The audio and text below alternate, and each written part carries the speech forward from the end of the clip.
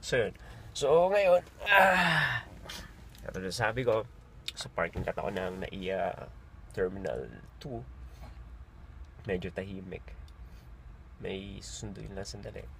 Nasa na uwi na, siguro inom ako ng mga 2 bottles ng ng San Miguel Light. Kaya ayun. So napansin ko, eto mga pala. Napansin ko dito, no, sa parking lot. Ano, parang hindi siya pares na sa Terminal 2. Medyo mas tahimik siya dito. Konting tao.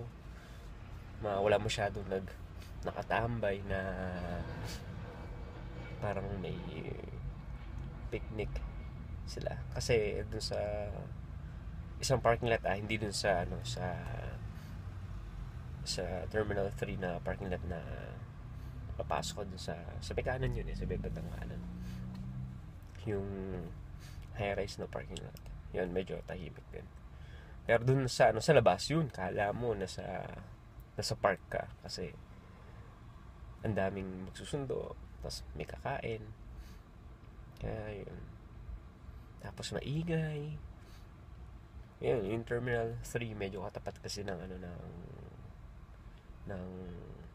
mga casino tsaka ng mga ng meron kasi ginagawang construction dun so kaya yun, tapos medyo traffic, ang kitid ng daan.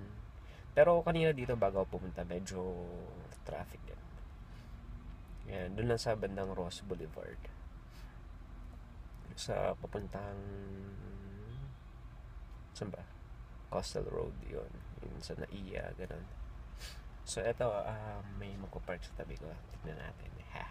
So anyway, so siguro mamaya na lang muna ako mag-video ulit or mag-record ng video. Subukan ko. Kaya yun. So medyo nakakagutom na nga so kaya yun. So I'm not sure if I'm making any sense sa video na to. Hopefully wala lang. So review lang. Kunwari marami ng subscriber. Kaya yun. Hangal ako sa mga maraming subscriber, yung mga talagang may channel na sobrang galing, mga almost 1 million na yung viewers nila or yung mga subscribers sa channel nila. Hindi ko alam kung paano kayo sumikat, no? Siguro namin natin, pag-aralan natin maigi. Kaya yan. So bye muna.